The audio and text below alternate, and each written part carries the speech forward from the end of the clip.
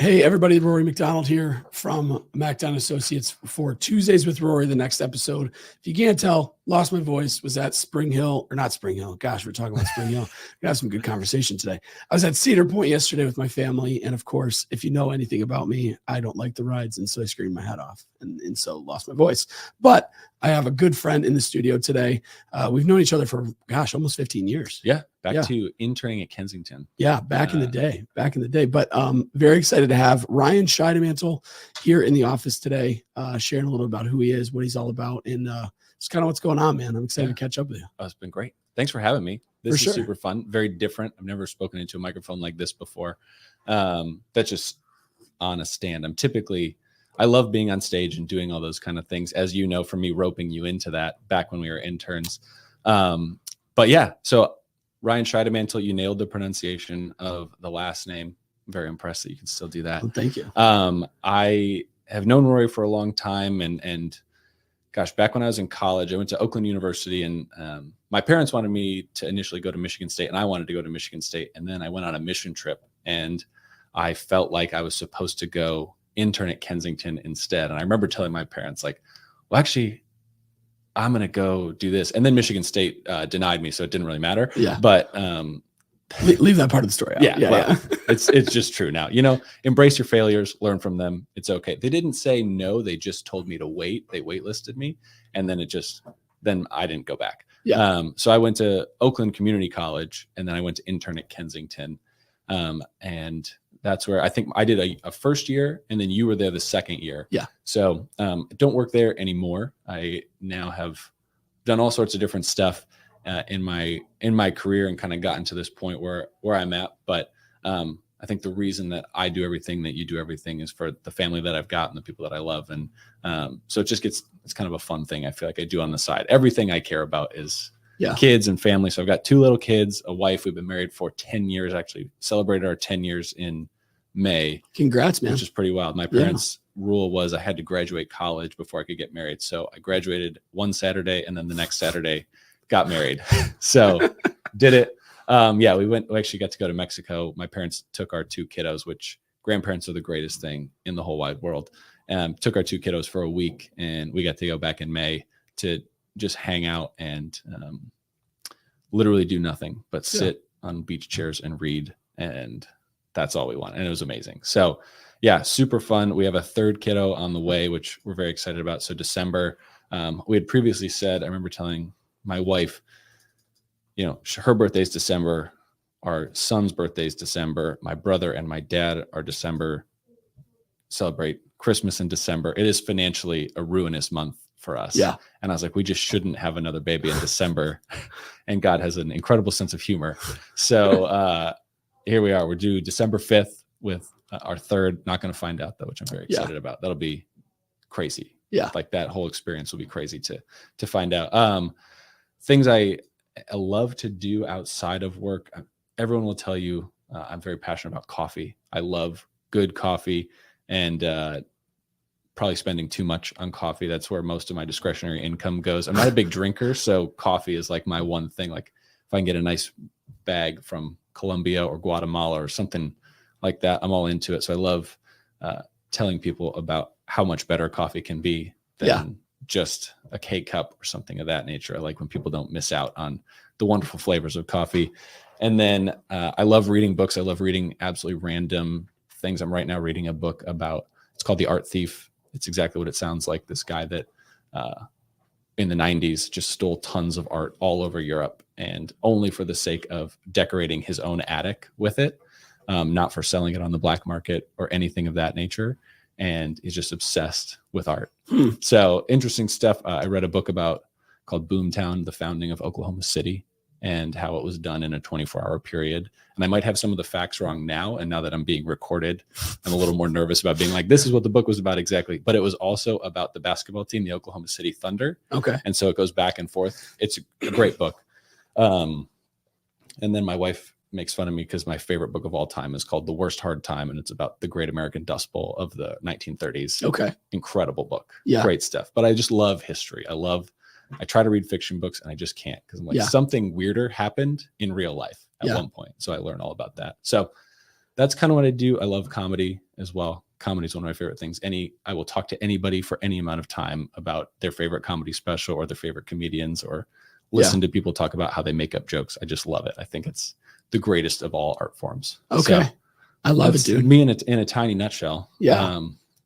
It's a big nut. It's a big nut. Still going to Kensington. I'm over at the Birmingham campus now. So I don't work there anymore, but I did actually last weekend, I taught the little kids, which was like a blast from the past and my daughter was in the class, which is crazy. Like the full circle of working there and watching all these kids grow up. There's actually a kid I used to babysit at Birmingham, and I remember him in K Kids when I was the teacher, and he now is on the Oakland men's basketball team. Wow. And he is 6'7" or something.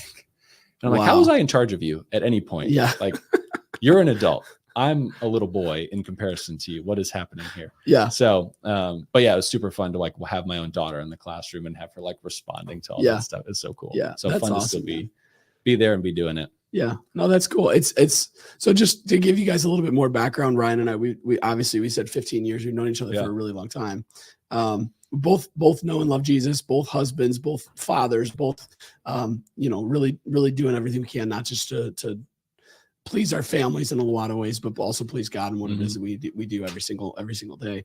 But I feel like grew up, you know what I mean? Like I don't want to say grew up because we didn't go to high school together, but we like kind of became men and learning what it looks like to do life. You know what I mean? Together. So you mentioned the internship. We did the internship together. And then immediately following that, you were at Spring Hill. I worked at Spring Hill. I think were you an area director? I was an area director and then a men's director. I was an area director in 2011. Okay. And then, so 2010, I wasn't going to work at Spring Hill, but Cam Underdown, maybe another connection there that we know. He was like, I was about to go interview at this company that I knew I didn't want to work with and I shouldn't have gone to the interview or anything. And he was like, just before you go, just send an email to the director and just tell her you're interested. And I was like, but Cam, I'm not interested. Like, this is not what I want to do. I want to go get this other job. I've heard about it. And he's like, no, just send an email and then go. And so I sent the email. I still have a screenshot of the email that I sent, but it was to Danae Durling, who was the director. And she emailed me back and I went to the interview, and then I got out into the parking lot afterwards. And I always had felt like I heard God say, like, go to Spring Hill. And I'd been there as a kid. I didn't know really anything else about it. And so Danae had emailed me back and I responded and interviewed with her and got the job, which now I realize wasn't too hard to get the job. Yeah. The stipulations, loving Jesus and being good with kids. And having a pulse. Having a pulse too, especially as a dude going to work there, like that's what they want. And so I went, and 5 of the greatest summers of my life working and teaching kids about Jesus and just getting to do it with a bunch of other people. I mean, we were talking before this, but just the joy and excitement that comes out of every day of getting to work with people that you genuinely enjoy, but that you're also on like the same mission with is incredible. And so Spring Hill was that. So I got to be an area director. I think you were on the other team. I was East. You were West, I think, right? Yep. Detroit West. And then I ended up directing my last summer. So the summer we got married, we did our honeymoon, and then a week later came home, lived in our apartment for a week, moved Angela in and my good friend Ian out, all in the same week. And then I went to training at Spring Hill and I was basically gone, which I don't recommend. If you're going to get married, be home. Yeah, that's my number one piece of advice, especially at the beginning when you get be home where you should live. And so I went and did 10 weeks of the summer and led a team of probably like 25, something like that. I did Heritage Church actually down the street here. It was my final week of camp directing. It didn't end up working out as a job. I mean, I was just so green. I was 23, just got out of college. I was responsible for managing like the P&L and some other stuff. And I was like, but I just love camp. Like, I don't understand why do I have to do all this stuff? And so it didn't work out. And I ended up getting a different job in what I always joke is like legally required Michigan work of automotive. Joined a company that did that and I ended up doing that. But I love Spring Hill. I mean, the things I learned, the people I met, the relationships I still have from those summers over a decade ago are super strong. And I owe a lot to that place, and I made absolutely no money doing it. And It was incredible. And what my wife and I actually, one of my best friends from it who lives out in Washington now sent me a video 3 days ago talking about how much he missed working at Spring Hill. And it's like, we're all adults now, but there's something special about being on mission with a group of people together that you can't really replace. It's incredible. Yeah, it's true. And I think on the, like my business now, you work in the business world, you work with a lot of other business owners. I'm a business owner. I work with a lot of other business owners. It's the reason why I have this podcast. It's the reason why I do what I do. You know what I mean? But one of the things that I feel like I'm constantly trying to do is create that environment, create that camaraderie, create that feeling of not just friendship, but like family that existed when we were at Spring Hill. Yeah. It's really hard. Yeah. It's really hard. It is hard. And I think, so I was just I believe that about Desher Group, the company I'm at right now, and the company I was at before, it's also very hard, but they were a big company that was super focused on it. And the way that they did it was they defined their core values. They call them the 6 virtues, and they hired based on it. And so it was like in the interview, like these are the 6 things we're looking for: your education, your experience, all those things are separate. If you fit these 6 criteria, you are going to work at this, like it's going to work at this company.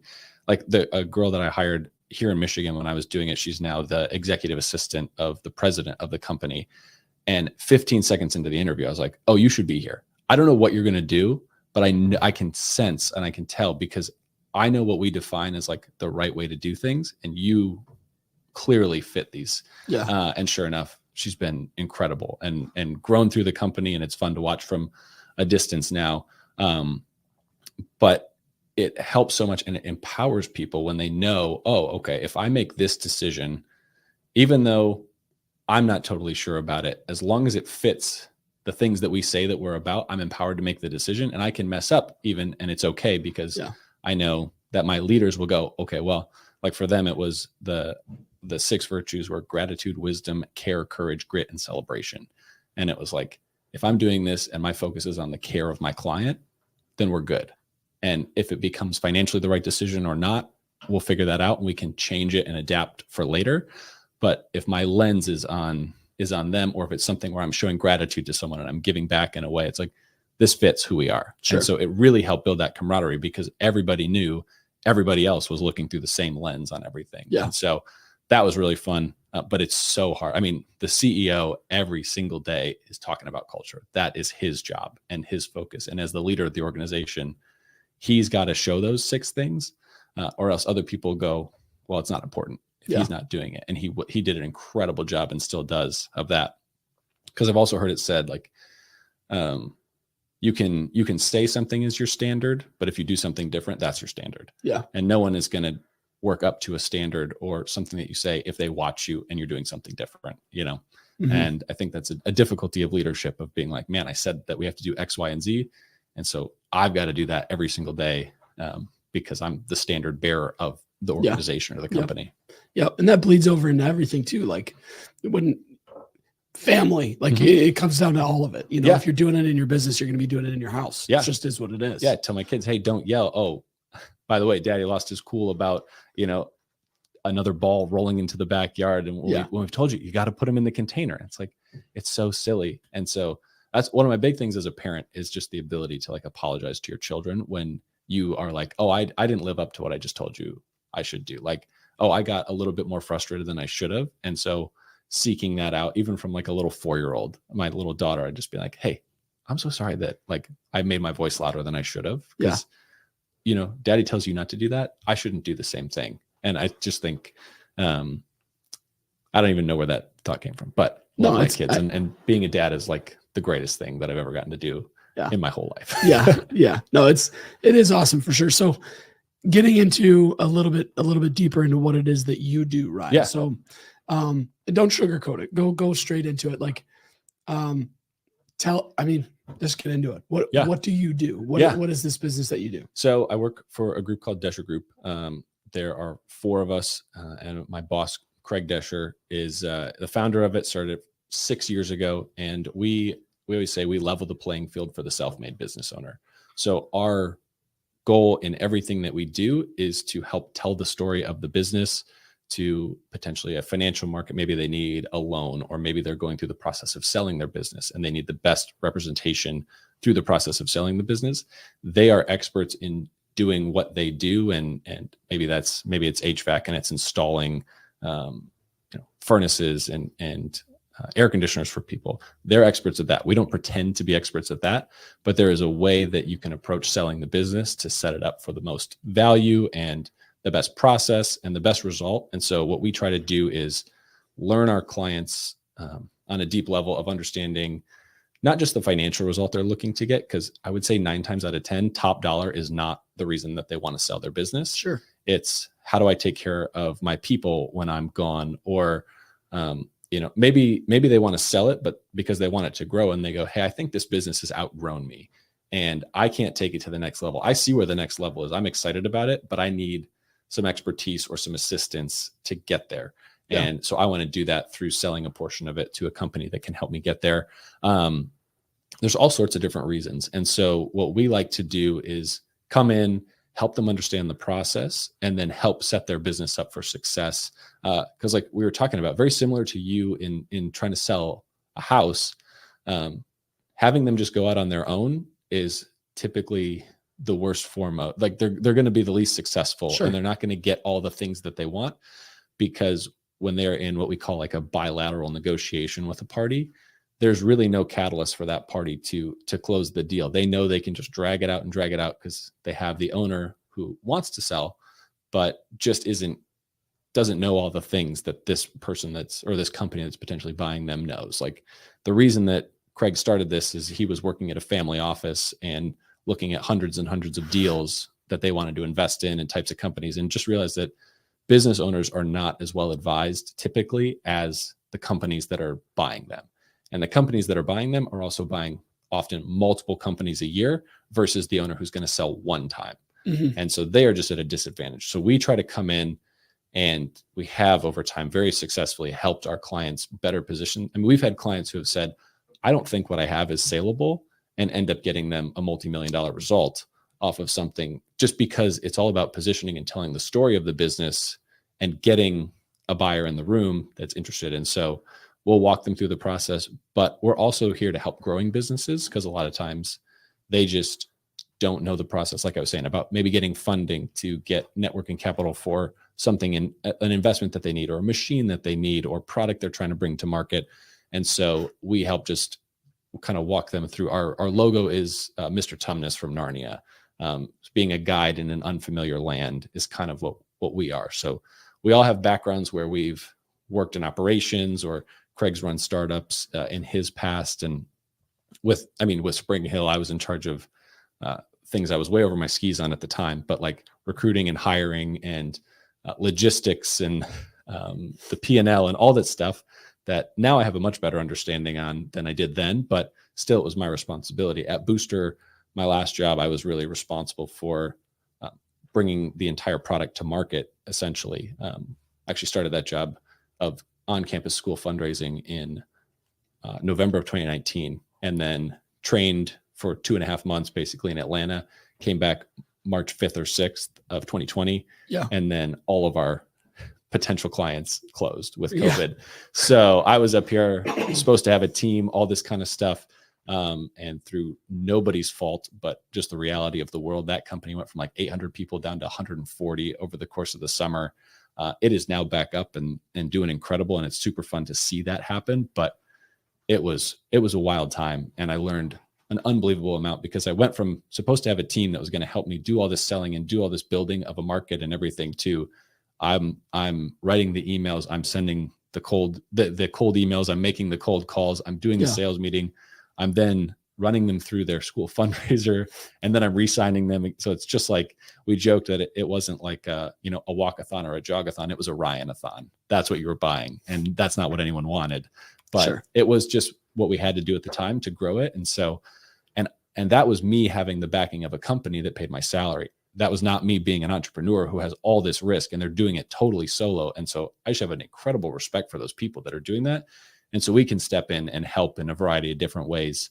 A lot of times just through advice. I mean, our 10-year goal is to advise 1,000 companies. And that doesn't mean that we're going to have 1,000 clients. Yeah. We just want to be able to help them. Maybe it's to just point them in the right direction. Maybe there's a connection I can make for them. So it's like they're looking for something and maybe they need a product made, and we have a relationship with, an injection molder that can make a product for them. Great. Let's make that introduction. Yeah. It doesn't have to be something we get in the way of, but if there's a way we can be helpful, wonderful. Like Yeah. I love that part of what we get to do. Yeah. Yeah. One of the things that I've noticed about you, and this is just a compliment to you more than anything, but over the time that I've known you, one of the things that you're really, really good at is just being a connection to people and connecting with people. Like, I don't want to just know your name and know how old you are and where you live. I like what led to us sitting down and sitting here and having this cup of coffee, right? Like, I want to know your background. I want to know where you come from. I want to know why you do what you do, what drives you, what doesn't drive you, what you hate doing, what you love doing, all of those things. That is one thing that I've noticed about you over the time that I've known you. And I will say too, you mentioned the advising of all these other businesses. There's a lot of business owners that watch this podcast. I don't know why. I don't know why they watch it, but they do. For some reason, some of them tune in and they pay attention to it. And with that being said, if I'm a local business owner, and this is a lot of them, you mentioned this before, like, hey, I operating without a budget and just strictly just not knowing. Dude, there's a lot of households that operate that way. So there's a lot of businesses that operate that way. Sitting down and talking to somebody and just going like, hey, this is advising you might consist of just that. Exactly. Yeah. Yeah. I mean, and we're even working on something right now where we'll just have a budget template on our site of like, come get something that helps you build a budget. We're happy to talk with you about it, because again, so often all these owners went into business because they're passionate about the thing it is that they're doing. And then systems have to come along with that. But, sometimes we run our businesses just based on feel. It's like, okay, well, there's money in the bank account. Things are working great. But if you don't know what's in the future, where you could take it, the opportunity that you might have, like that's where we can step in and try to help and at least guide through saying, hey, here's a resource for you, use it, come back and ask us some questions. Yeah. If it ever makes sense for us to scope out a project with you, great. If not, also great. Sure. Happy just to be helpful and be a resource. Yeah. Which I've always said to Craig, the thing I love about what we get to do is like, we don't keep anything behind a paywall, like advice wise, like we want to help owners figure out whatever their next step is. Like I said, whether that involves us helping them directly or just giving them advice and connecting them, it's great. Yeah.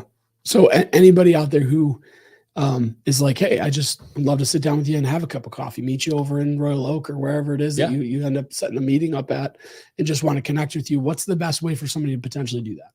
Oh, I mean, I don't know if my email's on our website, okay, but it should be soon. We're updating the website too. We joke currently the website is Craig's resume, but now he's hired a team, and so it's got to show the team. So that's one of the pieces. But I understand now, we're a small business as well. There's only so many hours in the day, and some of those are going to working on our website, which is tough because it's like we understand the importance of having an updated website, but also the website doesn't pay the bills, and so we've got to go out and work with our clients and create new clients and things like that. So it's just a tough thing to focus on, but sure, that'll be up. So yeah. And then, my phone numbers, they can always text or call or whatever. You can share it if you want. 248-804-8050. Again, happy to talk really about anything. At the end of the day, what we like to do is help owners throughout the overall plan of exiting their business. Like at the end of the day, everyone's going to have to exit their business at some point, whether you just started. And we always say that a business that's ready for the exit of the owner is also one that's typically fun to run. And so let's get it to a point where we do everything through the lens of exit planning and potentially selling the business someday, because that is what creates an enjoyable space for the owner. And then it maybe makes them just not want to sell it and hold on to it for as long as they can and grow it, because they go, oh, I'm not exhausted doing all my sales and creating my marketing plan and also managing all my clients. And like, you hear the story or the thought, it's like a business owner is like, I love working for myself because I get, instead of someone telling me the hours I work in a week, I get to pick what 80 hours I work. Yeah. It's just like, there's so many things that go into it. So it's fun to be on the side where we can help. So yeah, my email is just ryan@deshergroup.com. And my phone number is 248-804-8050. And happy to talk to anybody and be as helpful as we can be, regardless of where they are in the process. Sure. Yeah. I love it, man. Very thankful for you being able to come out and then be a thanks for part of having this. me. Yeah, for It's sure. great. We need to make it a It's- regular thing. This would be good. Yeah, I would Yeah. love to. I'll have some more stories of things that we're seeing and people that we're just, I feel like meeting interesting types of businesses Yeah. all the time. Because owners are just endlessly creative in the things that the problems they're trying to solve for people.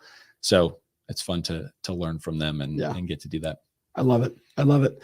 Thank you guys for checking out today's episode of Tuesdays with Rory. We'll catch you next time. Very thankful for you all of you tuning in.